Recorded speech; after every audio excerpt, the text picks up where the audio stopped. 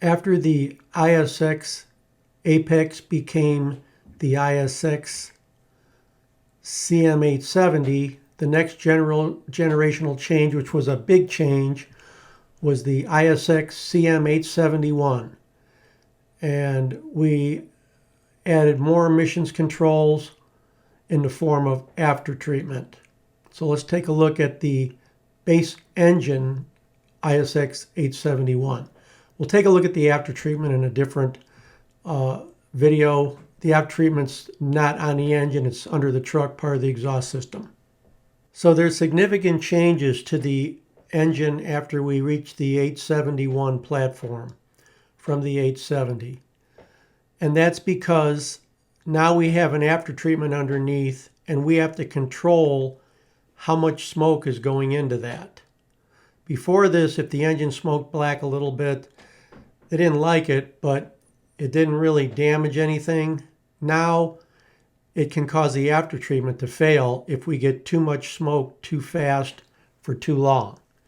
So remember the other engine had the 870 had the mechanical air solenoid on the turbo? That's gone.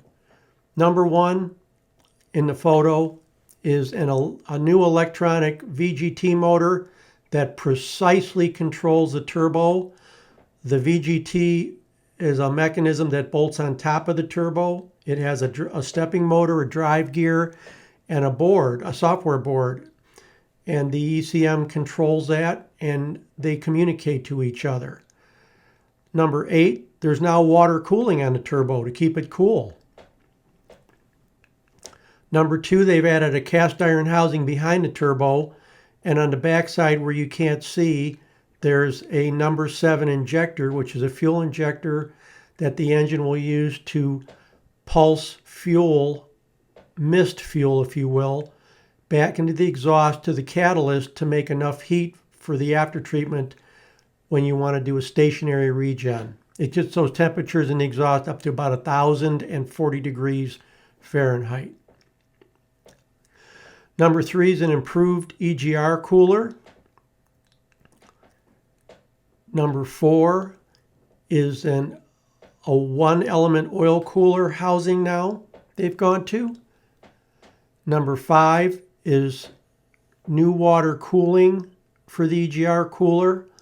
They've changed the piping around on the EGR cooling. Number 6, there's no EGR valve on this side of the engine. You'll see that they moved the EGR valve to the other side of the engine in the next picture. Number 7, they beefed up the exhaust manifold to stop cracking and to stop gasket leaks.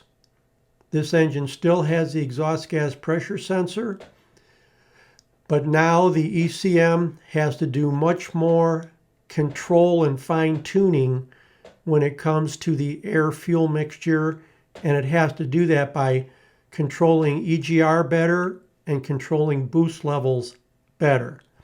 We're still measuring the air temperature coming in the front of the turbo. That's very necessary.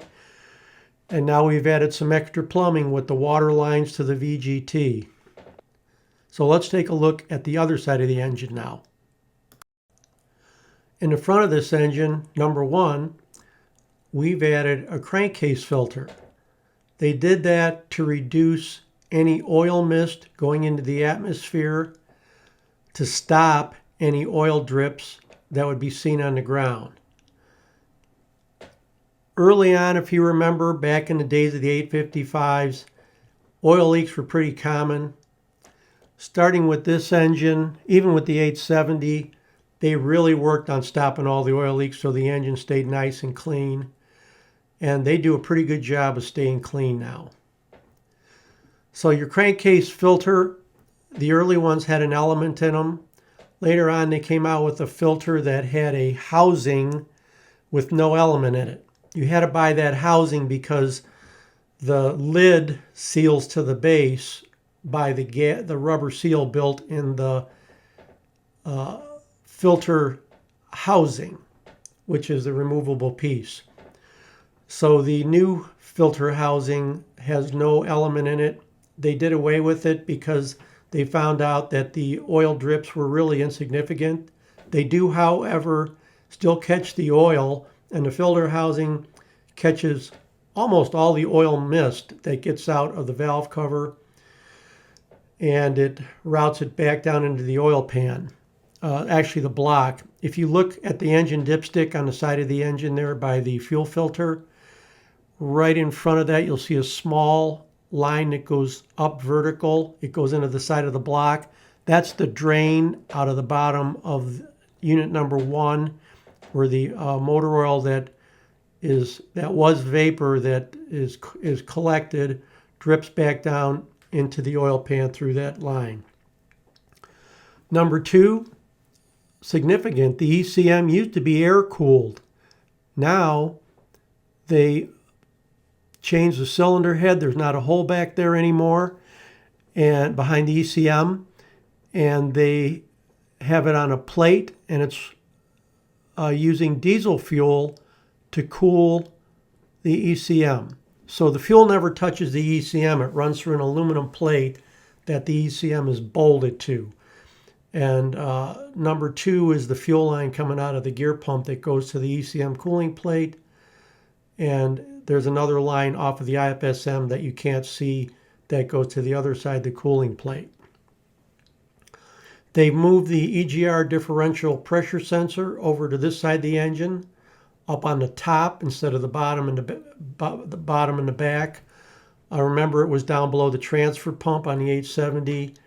Now it's up on top of the intake manifold.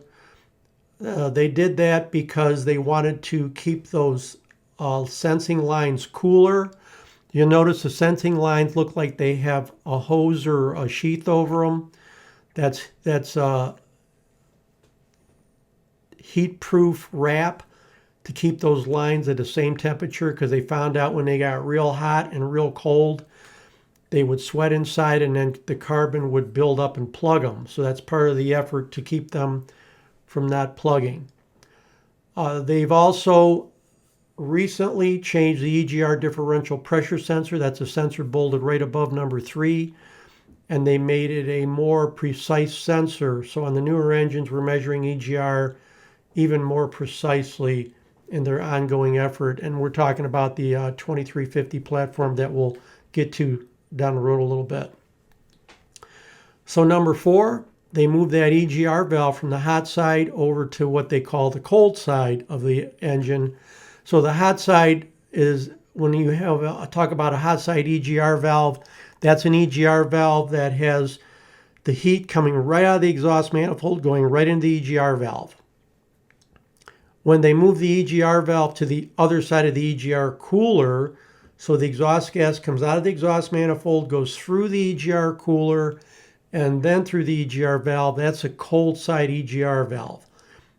These days, almost all the EGR valves are cold side because they live much longer.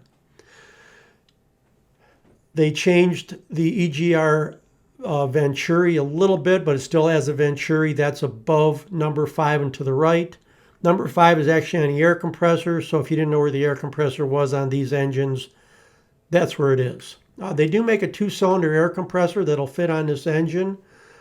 For pumping applications, it can be ordered. They also, when this engine goes in a crane as a QSX, they'll have that 2-cylinder air compressor on, and they build a lot of air fast. So that's the main changes on the driver's side. The ECM has a lot more to control. They use software to control that. Again, the engine has to control smoke better. It has to control after treatment temperatures. It has to watch what's going on in the after treatment. It still has to operate the EGR system, and it has mechanical injectors.